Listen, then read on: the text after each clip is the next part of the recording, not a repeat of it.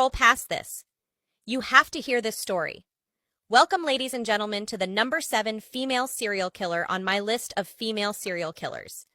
Let me introduce you all to the infamous Beverly Allitt. Beverly Allitt was born on October 4th, 1968 in Corby Glen, Lincolnshire, England. Details about her childhood are not widely available, and there isn't extensive public information about her early life. Her criminal activities as a nurse gained significant attention during the early 1990s. Beverly Allitt is a former British nurse who was convicted of murdering 4 children and attempting to murder 3 others while working at Grantham and Kesteven Hospital in Lincolnshire between 1991 and 1993. Beverly Allitt was caught through an investigation into unexplained illnesses and deaths of children at the hospital where she worked. Suspicion arose as a result of an unusually high number of cardiac and respiratory arrests in the pediatric ward. Subsequent inquiries revealed a pattern of intentional harm by Allitt. She was arrested in 1991 and later convicted for her crimes in 1993. Did you know who Beverly was before watching this video? If you didn't, please share and follow for more content like this. We are counting down to the number 1 spot. Who do you think number 1 will be? Stay tuned to see. Thanks for watching. An angel of death in the UK would kill 4, and she attempted to kill 9 others. Hello, true crimers. This is the case of Beverly Allitt. Viewer discretion is advised. Beverly was born on October 4th, 1968 in Grantham, Lincolnshire in the UK. By the time she was 16 years old, she would start taking nursing classes in college, and she successfully became a nurse. She would eventually find work here at the Grantham and Kesteven Hospital in Lincolnshire. She would work in the children's ward. On February 22nd, 1991, a 7-week-old baby would be admitted to the hospital with a chest infection. His name was Liam Taylor. Unfortunately, he would pass away in the hospital.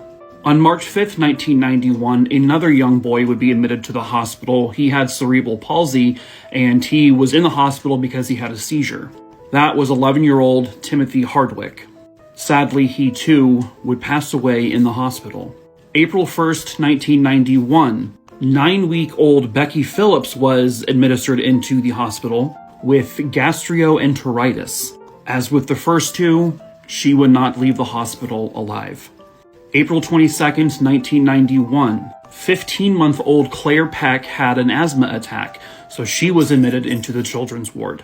As I'm sure you could guess by now, she too did not survive. Over the course of 59 days between February, March, and April 1991, 4 children would die in the hospital, and 9 more would come very close to losing their lives.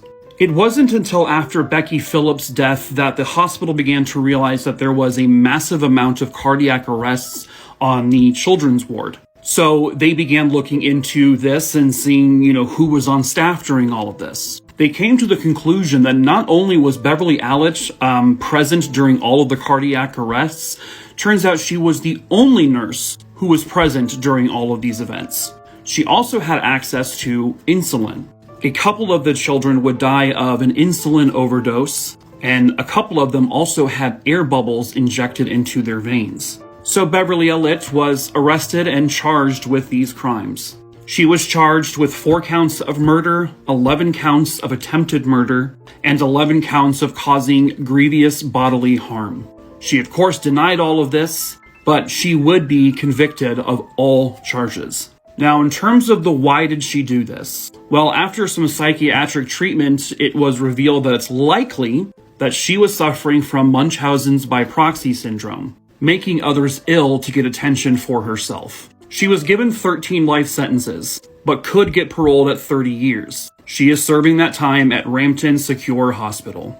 Beverly Gail Allitt, the angel of death. So her first victim was Liam Taylor. He was a 7-week-old baby. He was brought in to the hospital with a chest infection. They were greeted by Nurse Allitt, who said he's in the best place possible. They should go home, get some rest, and she's going to look after him. So they return the following morning, and this is where Allitt informs them that little Liam had some form of respiratory emergency overnight, but thankfully As he was in the best possible hands, she was there to sort him out. And she also, for extra brownie points, said she's going to volunteer to be there for another night just to make sure Liam is looked after. So following on from Allitt saying to the parents about Liam suffering with respiratory problems, they thought, we're going to stay in the hospital tonight just in case anything does happen. And there was a scare, but the doctors thought he was pulling through it fine and everything was looking rosy again.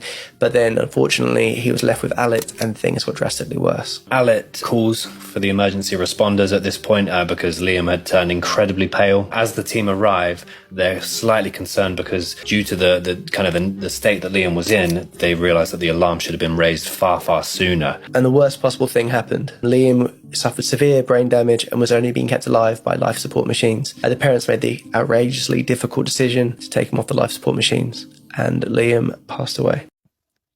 Do you take your kids to the hospital for a medical emergency and expect the nurses to help them get better?